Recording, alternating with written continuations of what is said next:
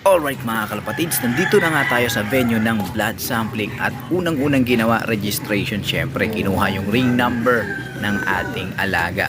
Nag voice over na nga lang ako dito mga kalapatids dahil medyo nahihiya tayo, hindi naman tayo sikat.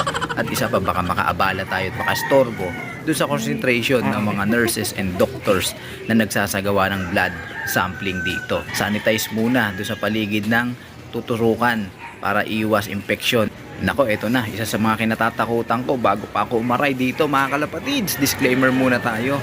The intent of this video is to show how blood sampling in pigeon is being done. This is being conducted to prevent possible spread of contagious diseases among birds and poultry.